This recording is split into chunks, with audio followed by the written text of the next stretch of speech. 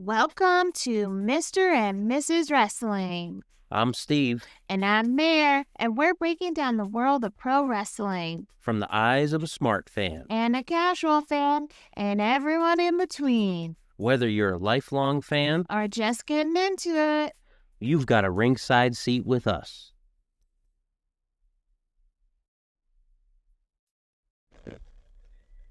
All right, so welcome. We have here Hunter, the Trailer Park Power Top, former KSWA Tag Team Champion. So very excited to have you here, Hunter. Thanks for joining us. Thank you so much for having me, you guys. This is awesome. Awesome. Super fun. So tell us, how did you first get into professional wrestling? Okay, so professional wrestling has been kind of like a lifeline for me ever since I was like, knee high. Kept me out of trouble, kept me away from all sorts of like bad things in my life. So even from like itty bitty, it was like my dad was taking me to shows. My dad was kind of like taking me to wrestling events. Like even as far as I can remember, till I was like 3. You know what I'm saying? Like wrestling kind of ran like real deep into my family. That's pretty awesome. Did you always grow up in the PA area? Yeah, no, my dad actually came from Johnstown. He went to United. Oh, awesome. Yeah. That's cool. That's my dad's whole family there. Him and his brothers went to that school. They played football, wrestling, and like baseball occasionally for the school. So like there's a bit of history there. There's a bit of history there. That's awesome. And you're currently based out of Ohio, is that correct? Yeah, currently based out of Cleveland, yeah. Okay. Go Browns. Steelers. Steeler Nation. Oh, Steeler no. Nation. Steeler Nation. Well, this has been a great interview. We'll talk to you. No, just kidding. Wait. Can I buy some more points for Fly Eagles Fly at least? Right? So who were your biggest inspirations growing up in pro wrestling, since it's been such a huge part of your life? So here's the thing. I remember like watching wrestling back in the day, and we're talking like 06, 07, right? And I'm originally from North Carolina, so it's like, the Hardy Boys, Greg Helms, Shannon Moore, those like local guys that were kind of like, oh my God, these guys are doing it too? Hell yeah, let's see if I can get into this too. Yeah, fuck yeah, let's do it. That's awesome. Yeah, so like, I mean them, and then like when I started getting older, I started getting into like the older stuff in wrestling. Like you're talking your Dusty Rhodes, you're talking Stan Hansen, you're talking Nikita, Ivan Koloff. Just the list will go on. But if I had to pick like a top 3 for inspirations, I'd have to say Dusty Rhodes, definitely. Stan Hansen, just by how hard that guy hits, my God. And then for a third, I'd have to say Kenta Kobashi, just for the stuff that he was putting out back in his time. My God, just beautiful work. You know what I'm saying? Yeah, his match with Samoa Joe at Ring of Honor was that's one of top my favorites. Tier. That's one of my favorites. Like because I was around like when ROH was in its infancy, so I was in it. I was in it like while it was still happening. I'm like, oh my God, this is so awesome. I don't understand what's going on, but this is so cool. That's awesome. We were just watching Brian Danielson versus who? Lance Storm. And he was like, "Oh, this is the match that really got him into Ring of Honor." Very cool. He couldn't get enough of it after that. That's awesome. So what was your very first wrestling match like? Do you remember how you felt that day? Okay, so that's actually a really good question, because that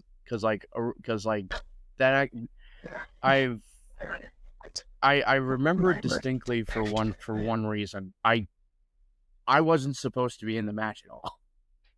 at all. Like, it was a Rumble. KSWA was like, hey, we need more people for this Rumble. And I'm like, if y'all need me, I can just referee. I don't really need to throw my name in the hat, so to speak. And they're like, no, do you have your gear? And I'm like, yeah. They're like, put some stuff on. We'll put you in the Rumble. I'm like, oh, okay, cool. Double thumbs up. What a fun first match. Yeah, trial by fire. It was hilarious because there was this one legend I'll put over, T Ranchula. He was in the Rumble too, and I was like, hey, it's very nice to meet you. I want you to kill me. I look up to him. I'm like, I want you to kill me tonight. Just beat the shit out of me, please. I'm begging you here. I'm just give it all you got to me, because I was taught while I was training at the facility. Shout out to the facility. If you ever meet T Ranchula, you never cover up for a chop from T Ranchula or at your ass. Not specifically those words, but you don't cover up for T Ranchula for any. So here I am in this Rumble. I'm fighting for my life. Beastman had already chopped the hell out of me prior to that. And all of a sudden, I just see this big mountain of a man just come into the ring. And I'm like, oh, God. Here it comes. Here it comes. So of course, I'm fighting in the ring. And eventually T gets me into a corner. He's like, you ready, kid? I'm like, give it to me. He rips my shirt off, gives me one good one. Pow! And oh, God, it just felt like being shot. It felt like I was shot in the chest. I'm like, give me another one. He was like, bam! And he starts coming over. He gives me one, and they start getting into a chopping contest. Finally, T gives me one last big one, and I walk out. He says, fall, and I do a flare flop, and just the whole crowd starts erupting. And then, they eliminate me, and that was the end of my night. And I was just like in awe of it all, because like that was my first. And I took a beating, but it was something that I kind of expected. I kind of expected to kind of take a beating out there, and then just head to the back, which I was fine with, and I was really excited. I was really excited for what was to come, because I mean, one of my goals was to make my debut, and it happened. So that's kind of a cool way to do it. Just like, don't think, just go and do it, and then you're done. You got your first match under your belt. Well, see, and the funny thing is funny you mentioned don't think, just do it. It's a lot of just like what the Army taught me, was just don't even put any thought into it. Just go out there and do it. And lo and behold, I end up my little thing that I did with T ended up being on Kevin Nash's podcast. So I'm like, oh, okay, this is how this works. Cool. All right. Yeah, I can get behind this. That's awesome. And taking a chop from Beastman, I just saw him in Hartford a few months ago against Bear Bronson. So oh yeah, okay. I can only imagine what that felt like. Story with me and Beastman. So it's early in the Rumble. Beastman has me, and he's like, you Bobby's kid, and I'm like, who the hell is Bobby? You know what I'm saying? Like, there's no Bobby in this ring that I know of. I mean, there's Bobby O. He's the owner of KSWA, but I don't know a Bobby. And all of a sudden I see my trainer Manchild come in, and I'm like, well, maybe this is my out here. Hey, I'm Manchild's kid. He's like, wrong answer. Wham! Gave me another good one. And I'm like, oh, okay. Okay, that was a trick question. Got it. All right, cool. And then Tiny starts chopping, Manchild starts chopping me, and it just devolved into chaos from there. That's awesome. It was hilarious. It was so funny. I had to just Google Beastman because I wasn't 100% sure who he was. Oh my God. Oh yeah. Man. Oh yeah. No, And man-child I've seen at 814, and that's also a big man. Oh yeah, oh yeah. No, you step in the ring with man-child. It's not a. It's a it's a very interesting time to be in a child with somebody like him. I mean, I've had the privilege of wrestling him, and he's frankly one of the AON greats and one of 814's greats. Like I can't say anything. I don't really have anything like. He's a great guy. Like I give everything I can to him because I wouldn't be here if it wasn't for him because he trained me, and him and my other trainers, Freak and of course the 3-2-1 Battle Academy over in Washington too. So you gotta give it where you gotta give it. Yeah, I think we've got Freak in the lineup, maybe with Tad. Yeah, I'm not sure yet. So you mentioned a few of the people that have trained you. Why don't you tell us a little bit about that? How has it been training with EC3? How was it training with man-child? Well, so originally, my training started back in 2019. Before everything kind of like went to hell. I went to the 3-2-1 Battle Academy in Seattle, Washington, and I originally trained there up until 2020. Everything started closing, and then 3-2-1 Battle closed. It was very unfortunate, but I give everything I give everything up to 3-2-1 Battle because they were the first people to actually be like, hey, come on in and train with us. We'll teach you everything that we know. Shout out to Steve West. Shout out to everybody at the 3-2-1 Battle. May you rest in peace. I mean, it's no longer in function anymore, but my 3-2-1 Battle family knows who they are. Yeah. And they made something very special, and I want it to be known that they did make something incredibly special. Yeah. So, but I digress. So from 3-2-1, I moved to Pennsylvania to kind of be with family, and that's how first and foremost, I went to Thundercade in 2022, and that's kind of how I met Freak and Manchild and all those guys who took a hand in training me. And training with them was a lot different than training in Washington. There was a lot of different things that I had to pick up along the way because I had just learned the ropes for like sequences and stuff like that from 3-2-1, and now I have to kind of like alter my style a bit when training with these other guys, which I'm adaptable. I'm an adaptable guy, but in lieu of that, I was able to learn a lot of different techniques and different ways to approach matches, among other things. So shout outs to those guys too.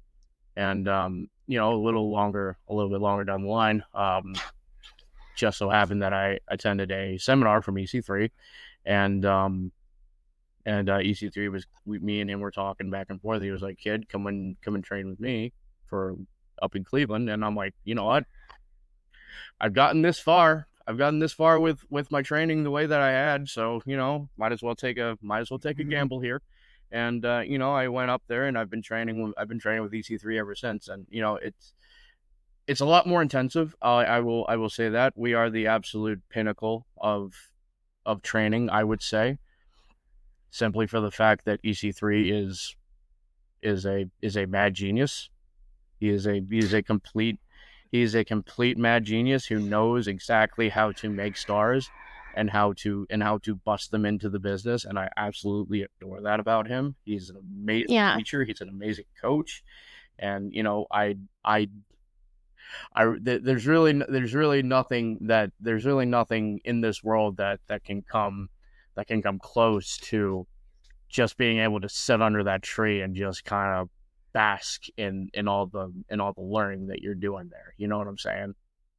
Like Yeah. it's you have to be there to experience it kind of in order to be like, you know what, it makes sense. This is all making sense. Yeah, I loved his death match with Matt Cardona that he did a Yeah, little bit ago. It was a that was a really good fantastic one. match. Yeah, no, I saw that match and I was like, you know what? Say what you want about him. He has his opinions, of course, but you know, the guy's a 1 in a million talent, and he knows the business like the back of his hand, and you know, you gotta give credit where credit is due. He's an amazing guy, and he knows the business. So I mean, it would have been incredibly stupid, for a lack of a better term, for me to kind of like turn that down. So I mean, yeah, I mean, you talk about his match with Matt Cardona, his match with Tom Latimer, even then was just something that you see, and it's like, wow, these guys, even though they're like, even though they're further down the line, they still have the capabilities of when they were in their prime. You know, it's crazy that they're still peaking even now. You know. Yeah, absolutely. Yeah. You know, with how would you describe your in-ring style, your in-ring persona? I noticed, you know, when I watch some of your matches, you remind me a lot of like a young Ray Traylor. That's what I saw. I Yeah. really also loved. So I took a lot of inspiration from Boss Man, but I also took a lot of inspiration just from Stan Hansen. Like, still, if I can be as Stan Hansen-y as possible, while also still kind of keeping my flair of things, like that's the sweet spot we're going with there. Because I mean, if you've seen any Stan Hansen match, it's not the prettiest. It's definitely not the prettiest, but it is as hard hitting as it comes. And there is nothing that me personally, there is nothing that I love more than just being able to take a hard hit and give it right back to somebody. Like, it is art in its purest form, and in my personal opinion, it's love in its purest form. Like, it takes a lot of love to look at a guy across the ring and say, hey, I trust you with not knocking my teeth down my throat. You know what I'm saying? Like, give me all you got, but just, you know, don't send me to the hospital. You know what I'm saying? Yeah, 80s all Japan. That's where it was at. Oh, dude, yeah. I'm in love with some Japanese wrestling. If I can find my way over there some way, somehow, oh, you best believe it's on. I'm gonna Stan Hansen it up, and I'm gonna Bruiser Brody it up over there too. My God, people are going to be afraid of me. They are going to fear me. That's awesome. How would you describe your in-ring persona? Well, so as noted, my moniker is the Trailer Park Power Top. I would say that my persona is a mix. It's kind of like a mix between early Gold Dust and a lot of just like John Bradshaw Layfield. Like a really weird mix between the both of those guys. You know what I'm saying? Like, was it you that came to the ring at the show at the Galleria Mall with the Goslings ginger beer? Yep, that was me. That was me. Yeah. That was me. that was me. Fun. Yeah, no, we kind of had to me and EC3 have kind of had to fine tune the gimmick a bit to where it's more authentic to me, but at the same time it's promoting the message of who I am as an individual as well. Yeah. Are you more comfortable as like a face or a heel, or do you have a preference? Well, it all depends. It all depends on what my bosses tell me to do. You know, if they want me to be like, hey, we need you to aggress it up just a little bit, I'll be like, all right, let me see what I can do. Let me see what I can do here. I pride myself on being a really good baby face. I pride myself on being a really, really good baby face where people can just like love on me as much as humanly possible, but I can be an asshole if I really need to be. Don't catch me in Indiana of all places, and you'll see why.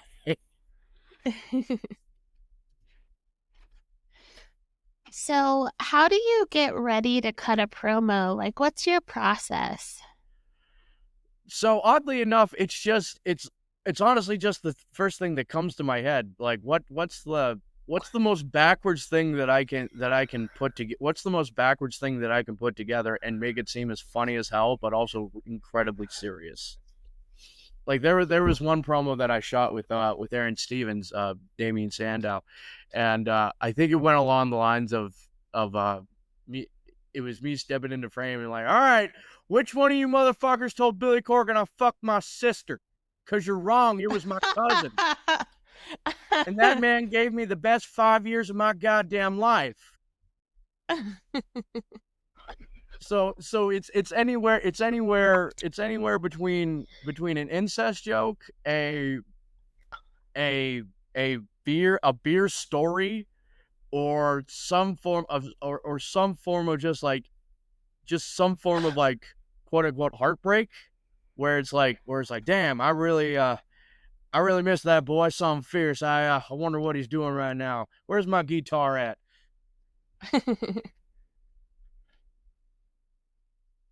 That's awesome. Yeah.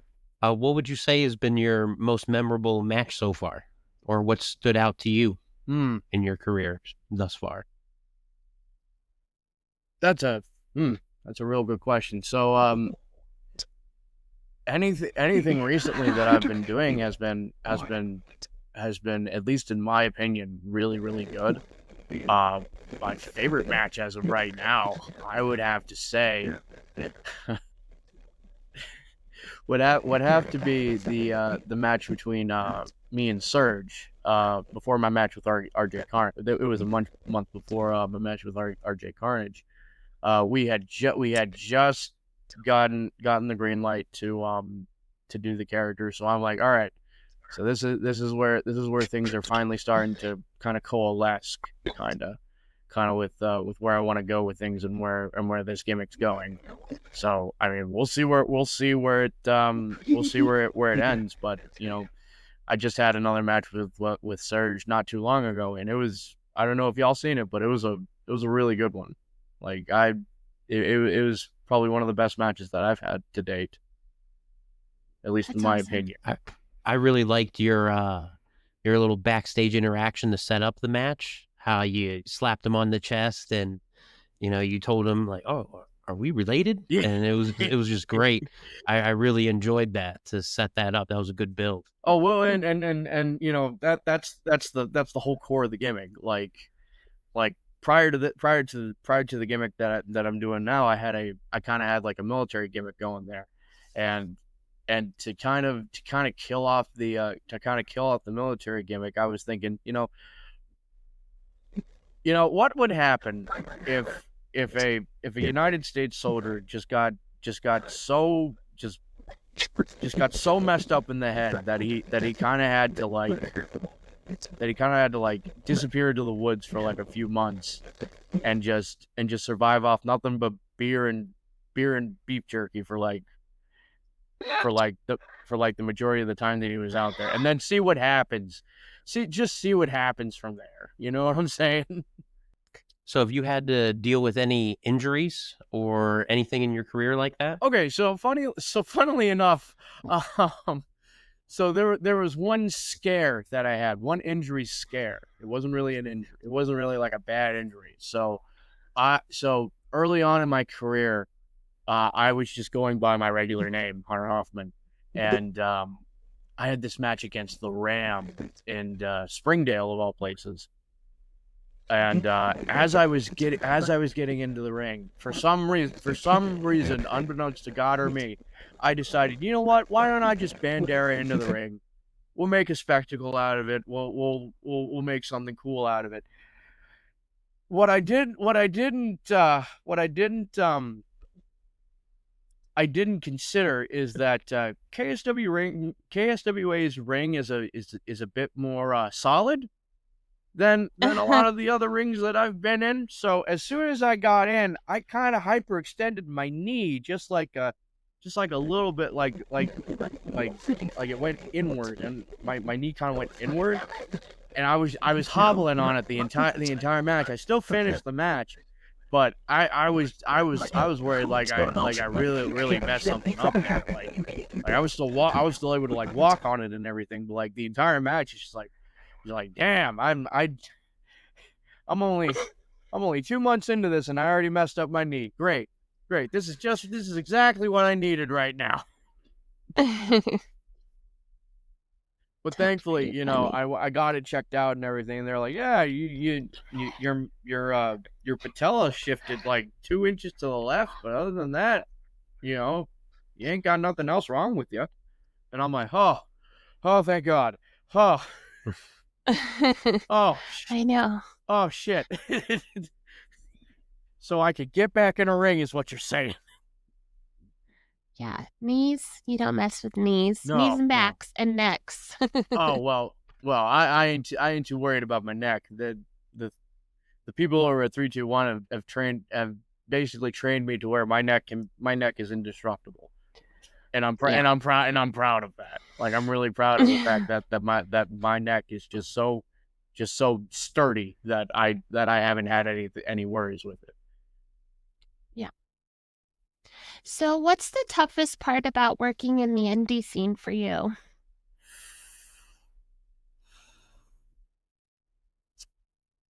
Simplicity meeting innovation.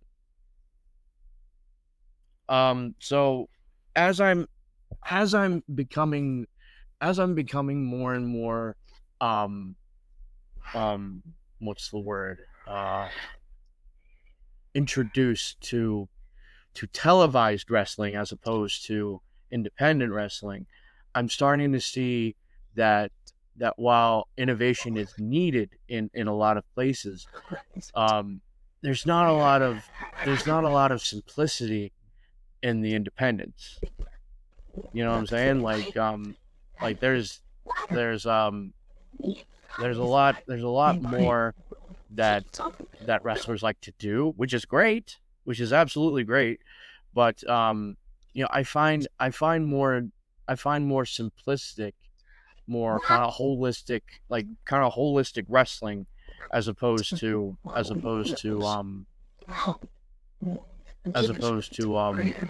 the more innovative offenses that people kind of come up with, as opposed to that. And it just makes for a more not necessarily a quicker match, because you can draw things out on a more simplistic format, but in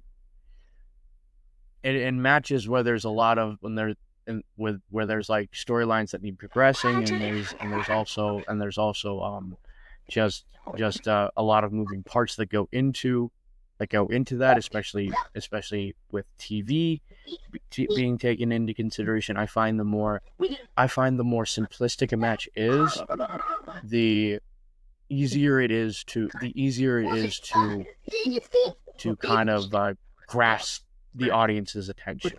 It more brings everybody into like he's actually doing these moves, he's actually coordinating these moves more flowingly, whereas the other match kind of did a whole lot of other things that we didn't really see, you know?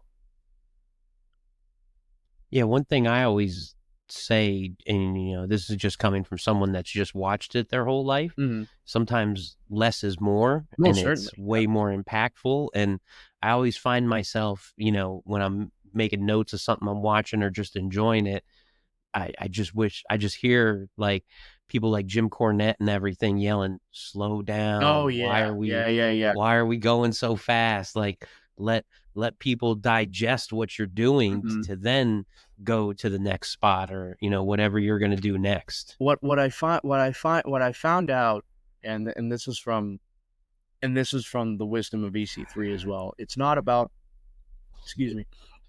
it's not about the great matches that you have. It's the great moments that you make in those great matches that really matter. And I kind of heard that, and I kind of sat with it, and I'm like, there are a lot of great moments that I had in my matches that I kind of just grazed over, just because I was trying to get to where I was going. So so as of now, I'm kind of taking my time, and I'm kind of just feeling myself in those moments where I'm more or less just feeling rather than thinking, Absolutely. And one thing I'm curious about, with training with EC3, have you gone through those crazy EC3 workouts? Yes. That he's famous for? Yeah. Yes. 1,000. Yes. Oh my God. The workouts are as insane as they are as insane as the stories do foretell. Oh my goodness. The things this man comes up with, I was standing on my hands and knees. I don't even know how he had me standing on my hands and knees, but I was standing on my hands and knees. I don't know how he made it happen, but some way, somehow, here we are. It's just those things that you never thought were possible about yourself that he brings to the table, and you're doing them, and you're just like, these are weird, but I like it. It's the kind of exercises that you do that it's like, I didn't know that these were helping your back, but you know what? If it's making it bigger, we might as well keep doing it. Here we go. So what are some of the workouts? Because I actually haven't heard about this. So he's a big advocate on circuit training. Okay. So any type of circuit that he can create, he can just make you.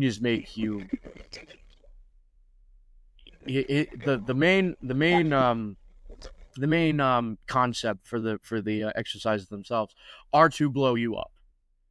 They are to make you stronger. They are to get you gassed. They are to get you exhausted. And then the real work starts. and then you get in a ring, and then you train, and then you work on spots, and then you work on ring positioning and all that other stuff.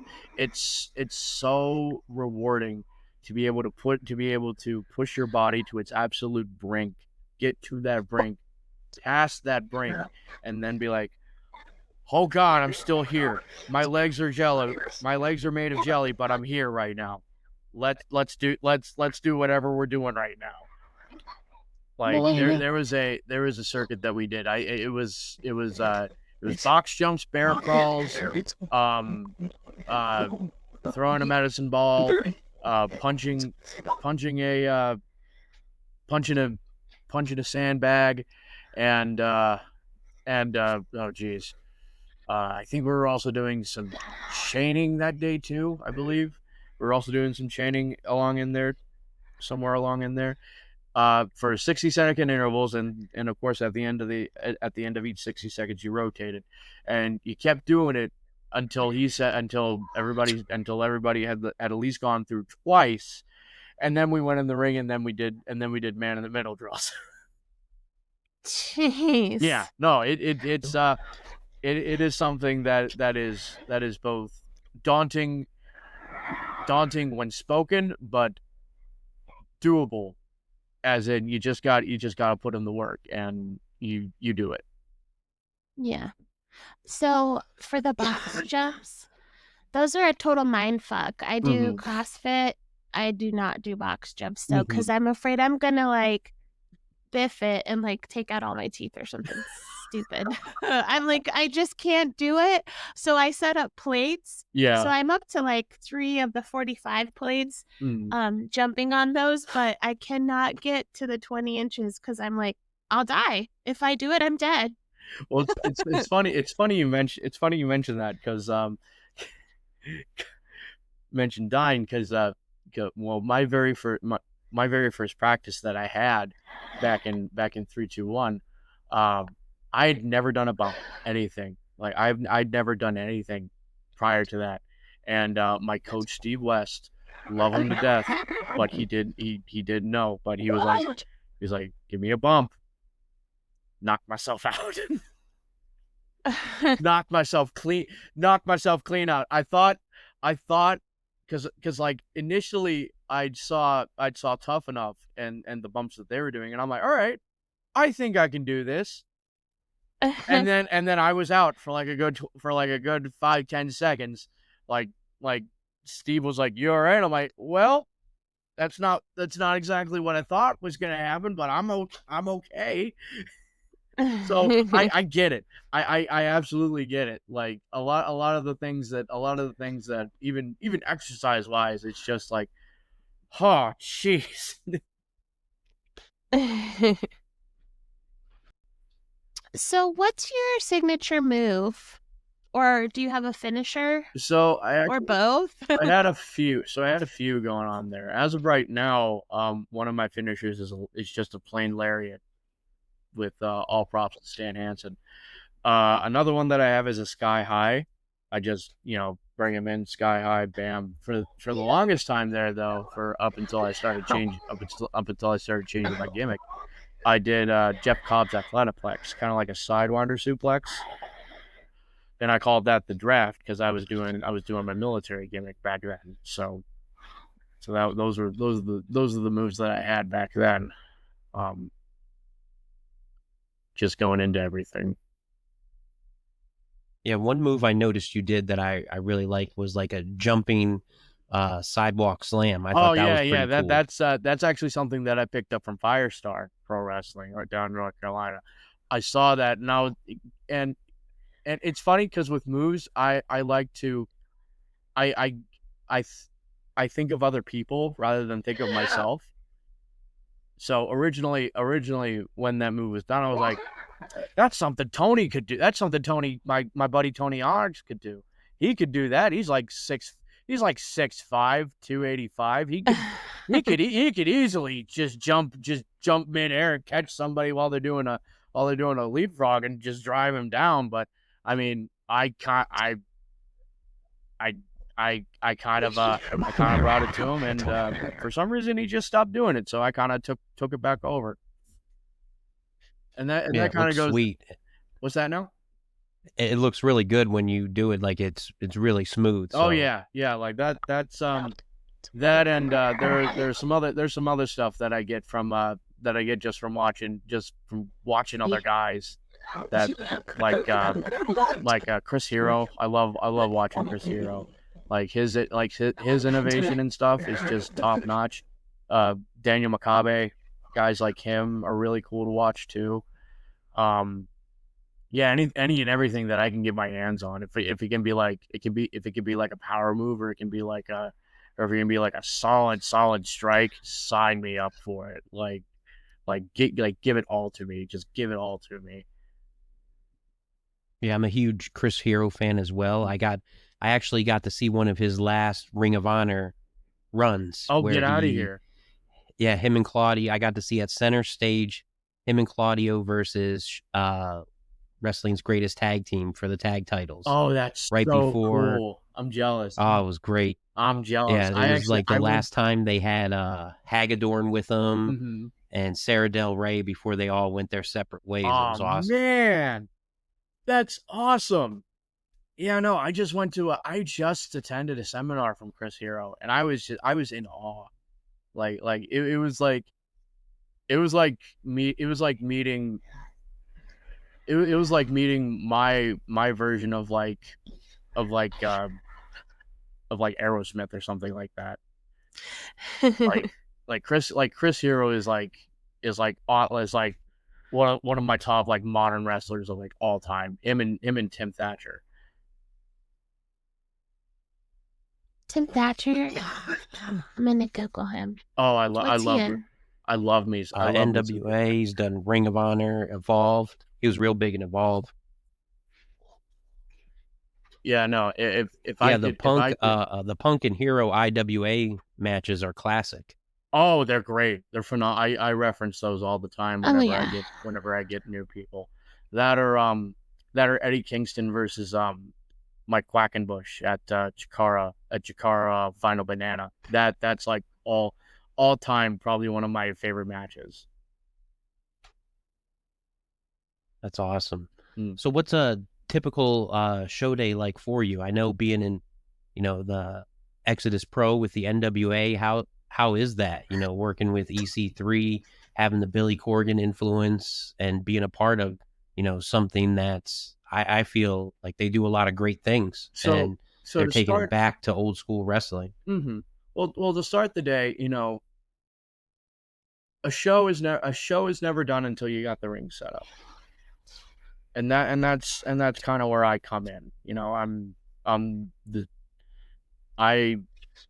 I come in, I set up the ring, I make sure that along with guys like Rex Brody, Tallow Boy, Handsome Harley, we go in, we take the ring and we set it up. We make sure that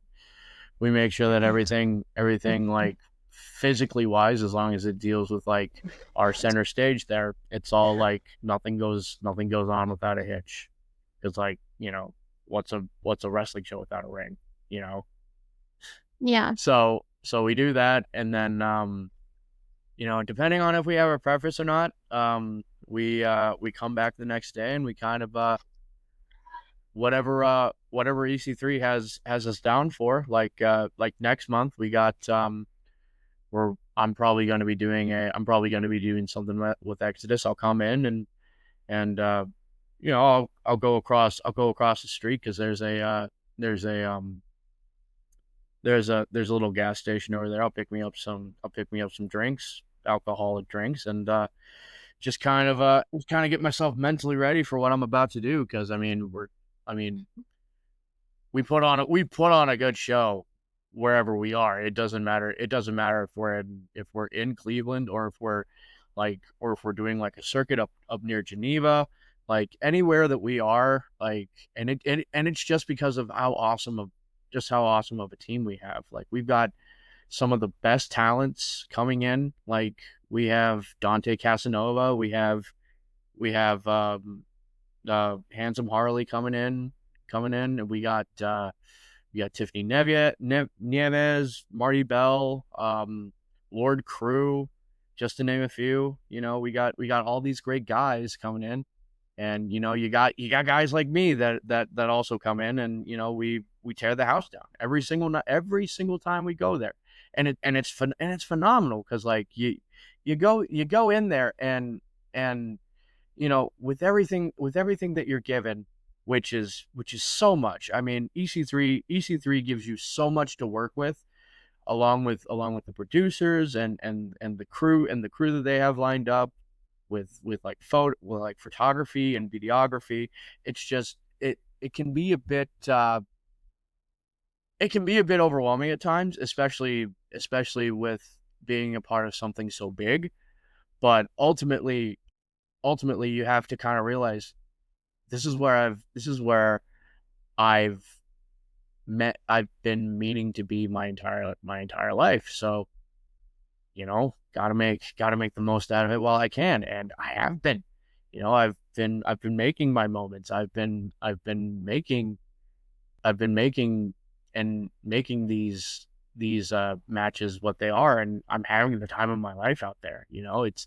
It's they say that pro wrestling is as fun as you make it. Well, Hunn, I'm having the time of my life right now. I'm absolutely having a blast and a ball, and I genuinely hope it never ends, because this is the happiest that I've been in God knows how long. That's awesome. what's something fans don't understand about, being a wrestler and, making towns and hitting those shows? I was just about to say the travel. Oh my God, the travel. You pack up your bags and you go to one state, and then you can't stay for as long as you want to. You got to pack up. You got to go to another state. I give all the credit in the world to all of these big names that have made it as far as they do, and I give a hell of a lot more to the legends that were in the territory days. Because my God, all all of the traveling that I've had to do just in the year alone that I've been with EC3 has been insurmountable compared to what I was doing before this. My goodness. I never thought that I would much less leave the state, let alone go to places like Illinois, let alone go to New York, let alone, probably going down southward. I mean, it's the travel is crazy.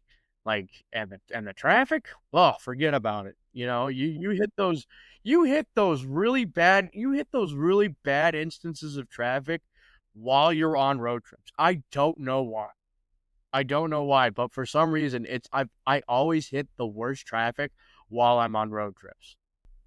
And it's specifically in Chicago. I don't know why it's always Chicago. Like that or Indiana.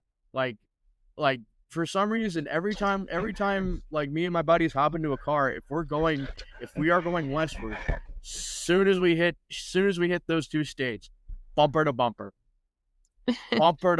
and it's like, oh my God, what did y'all like hit a deer or something, or a cow get in the road, or what are we working with here? Let's get this moving. Come on now. That's funny. Yeah. So how do you handle bookings and promoting yourself? Is it kind of like a package deal, working with EC3 right now and the NWA and his wrestling school and everything? Or do you still kind of have to put yourself out there? How does that work? So I kind of still have to put myself out there. I'll be frank, I'm not as good at it as others. I'm a very private individual, so I don't really like get out there much. But when I do, I'm very forthcoming, and I'm very outgoing in those kinds of things. I just have to outreach myself better to promoters and stuff like that, because I have a goal by the time I'm at least 5 or at least 10 years in, I'll have at least wrestled in all 50 states. Or at least that would be incredible. Oh yeah, no. If I could wrestle in Alaska and still be warm, that would be nice. Do you sell your own merch? I do with my military gimmick, but I've yet to come out with any Hunter merch, which is crazy, because I really need to get on that, and I really need to start thinking of merch ideas, because we got something here, and I need to start rolling with it. Yeah, you got to start selling your stuff. Yeah. Let's see here. Need like a power top, like koozie, or Yes, or like a power trailer top, park. yeah, like start selling or a fanny pack, selling the wife beaters or something like that. Yeah. Or in boxer shorts, trailer park power top boxer shorts, because that's an idea. That's an idea. I could definitely talk EC3 into doing that. That's actually not a bad he'd idea. be all about it, I'm sure. Because I mean, power top, so yeah, it makes sense. So what are some of your goals in the next 1 to 3 years? Ooh, okay. So 1 to 3 years, I would say that, well, for one, I want to make it on syndicated TV at least once. That's gonna be the goal for the next 1 to 3 years. Another one, I want to at least get my foot in the door to at least one of the three big companies there. WWE, TNA, AEW, one of those three. Yeah. Kind of get my foot in the door there. I mean, I've kind of already I'm already in talks with because I did a seminar with Steve Macklin and Johnny Bravo, just so happened to be there. So I'm gonna work towards that for starters, because I mean TNA. I mean I love TNA growing up. When I was younger, like that was the, if I wasn't watching SmackDown or Raw, it was TNA. Like Spike every Thursday at like 9 p.m. I was there, and I was there for the guys like Abyss, AJ, Sting, Father James Mitchell. Let me tell you something about Father James Mitchell. I loved guys like Father James Mitchell. They scared the ever living hell out of me, but oh my God, when I grew up, did I just want to be them? Like, oh God, it was so awesome. It was so awesome watching guys like them grow up. But again, I digress. But yeah, another goal of mine. I would like to be able to I would also like to be able to carry the banner for Exodus for as long as I humanly can. Because I mean, Exodus is something that's very near and dear to my heart, because like it's like KSWA, they saw something in me that ultimately I didn't see in myself, and they brought the best out of me. So if I could be that for them, and then also do the same thing with the NWA as well, because I mean we're bringing back the territories. We have to be on par with the people, with what the products outputting at the time. Otherwise, what the hell are we doing? And we're doing that. We're doing that right now. I mean, we're at a point now to where we're starting to bridge a horizon to where we're going to start like outputting a lot of different content, which is frankly what I think we need right now, is just more content and more eyes on the product, because it's a very good product. Like they've got a lot of good stuff going on for them. It's just we got to get eyes on it. We have to get eyes on it. Yeah. Yeah, and EC3 is really good at that. I remember during the pandemic, he was thinking outside the box, doing different things. His match against Richard Holiday recently was really good, and I saw you in that battle royal, and that was really entertaining. Yeah. Well, a lot of this is just EC3's genius too. Like he's been the one that's been painstakingly putting all of this together, and like all the props in the world goes to him, because I mean he doesn't have to do this. Like he doesn't have to take the time out of his day or take the time out of his life even to do this. But it just goes to show how much he loves this business, and how much he adores bringing up the future, as it were. Because I mean, I can proudly say that I'm one of his kids. Like I'm somebody that has trained under him, and I say that with pride, because like it's like I said, he saw something in me that I ultimately didn't see in myself, and for that he has my undying loyalty. Yeah, that's awesome. Do you have any upcoming shows or appearances that we can promote here on the podcast? I do, actually. So October 4th, I will be facing RJ Carnage for 814 at the Johnstown Galleria. We'll be there. Yep. October 11th, I will be at Exodus Pro Wrestling for Hexodus, and that will be in Cleveland. That was 10/11, you said? Yes, 10/11.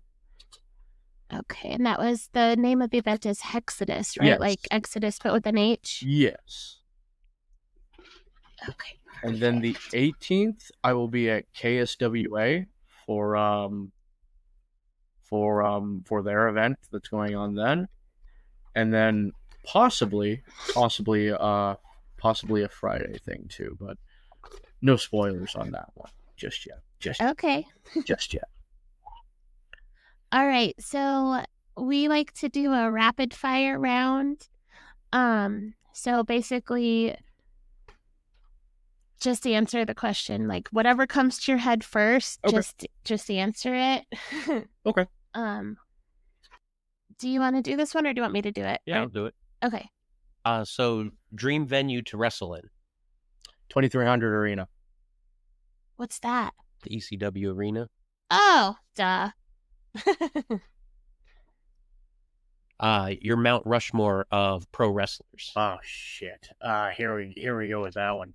Okay. So John Cena for one. Because I mean, greatest of all time. Come on now. Come on. Number two, you gotta put Sting. You have to. And then right next to that, you gotta put Dusty. You have to. And then number four,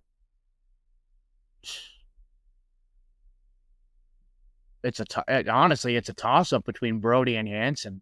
It really is. It's a toss up between those two, I'd say. And that's my Rushmore.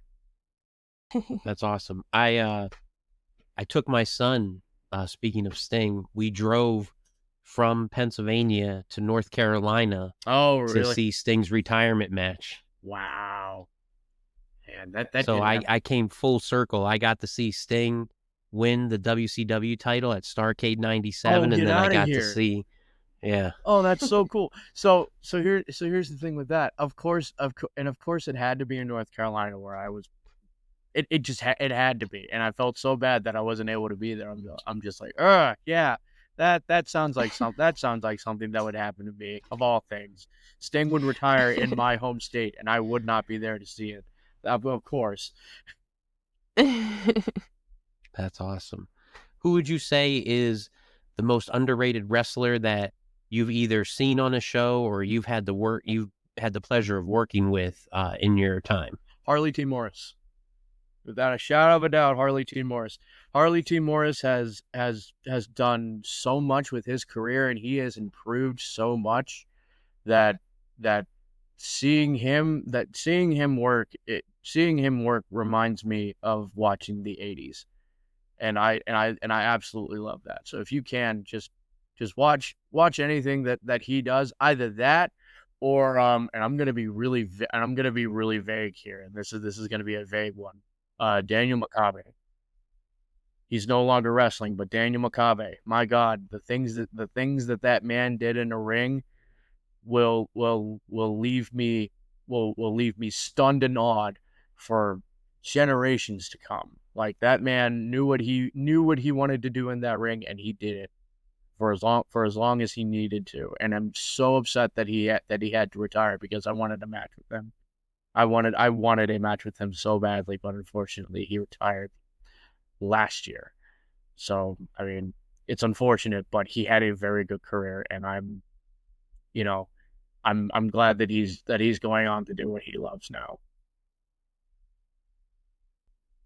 That's awesome. Okay, I've seen him. So let's say it's the 80s. There's no copyright infringement. If you could have any entrance music, what would it be? Either for your character or just you personally. If I could have any entrance at all, I would have to say that I would have to take oh man. That's a good one. That's a real good one. I don't think I've ever really given this one some thought. We only asked the good questions. No, this is a really good one. The hard hitting ones. The hard hit, no.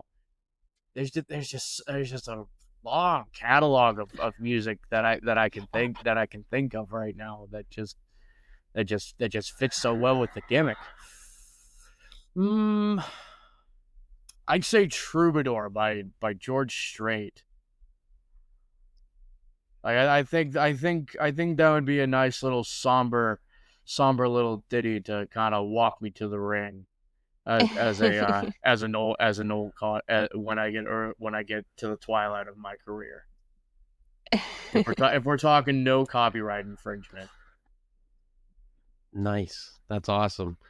So another dream, if you could have a dream opponent, someone that isn't wrestling anymore and someone that's active, who would be your wish? Okay, so oh man, now we're getting into the real nitty-gritty of things. Not wrestling anymore. If I could have gotten a match,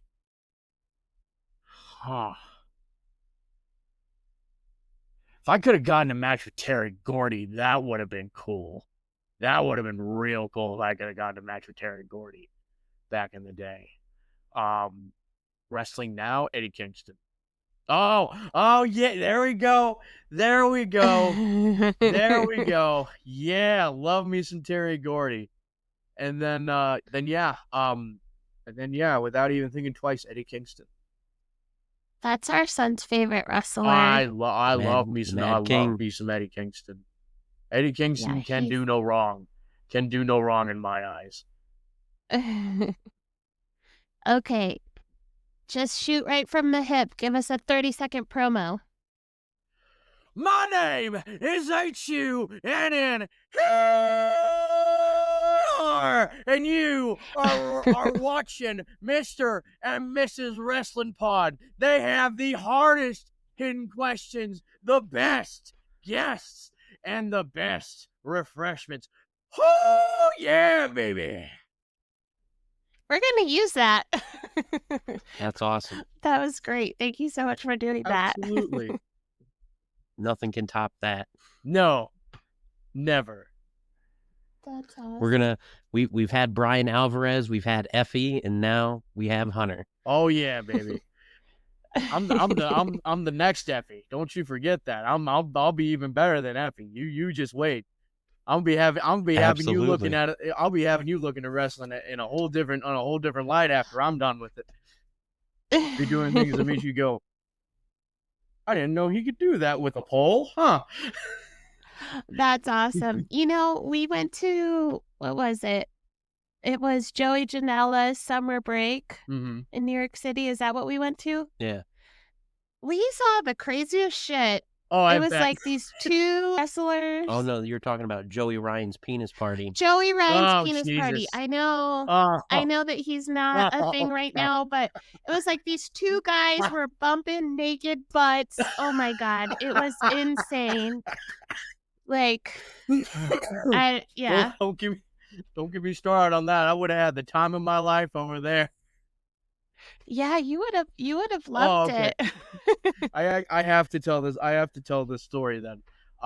So me and my buddy Harley, we were going to Frozen Tundra Wrestling, over in Wisconsin, and so it was we were doing a lumberjack. So the end of I think it was like the main event was like a lumberjack match, and I was one of the lumberjacks, and there was this other guy who had the gimmick of a Yeti. And we just hit it off like gangbusters. I don't know how that happened, but like for some reason or another, we kind of just hit it off. So the ending for the lumberjack match was just this big old schmoz. And there's this group in Frozen Tundra called Peak Performance. Great bunch of guys. I'll put them over to the end of time.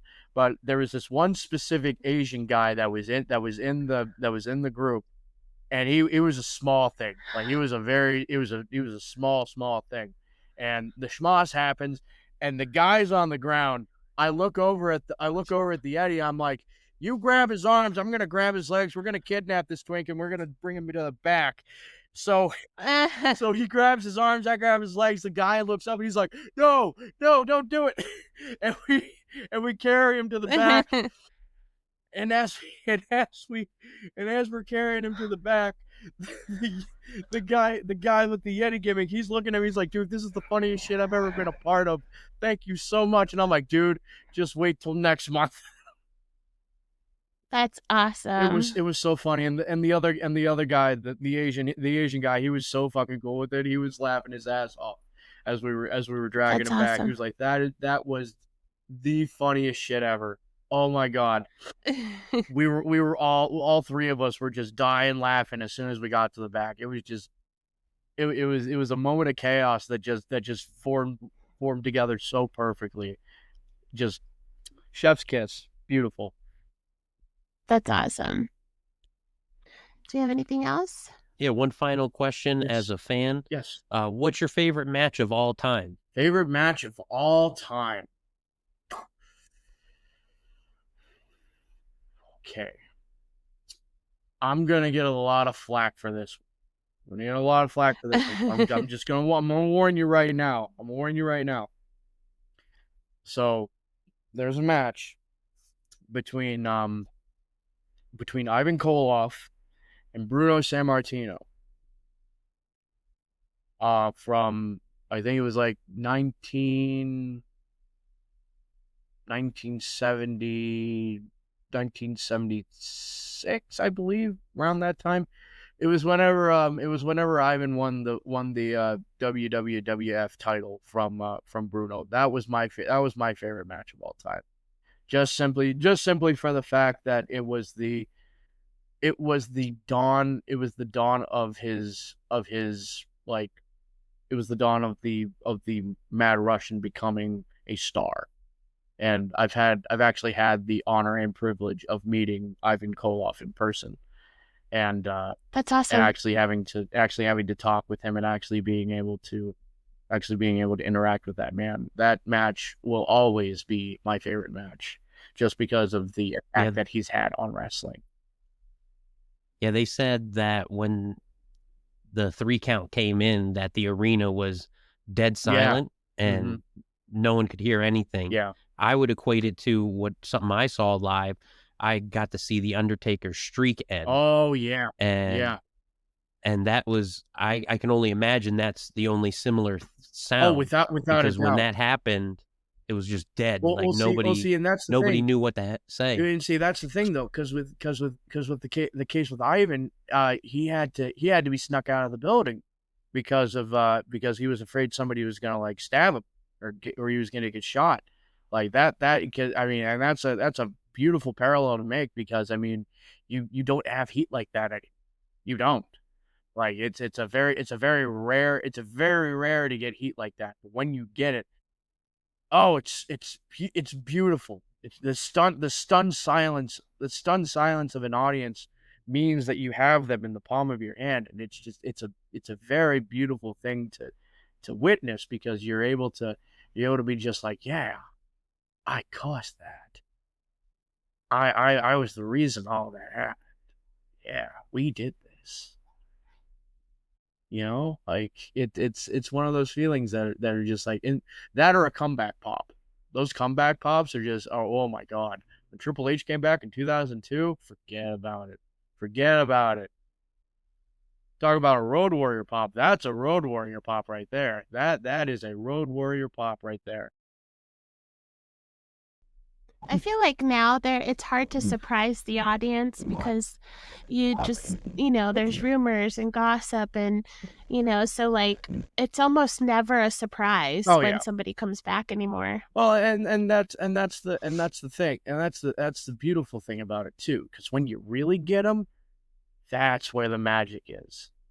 Like you kind of have to be crafty in a way. You kind of have to like misdirect them in a way, because like if they do guess it, good on them, but that just gives us the leverage to go a different way with it, like that's just the way that I'm seeing it. That was awesome. What a great interview. Thank you so much. It was wonderful to be here. Thank you for having me.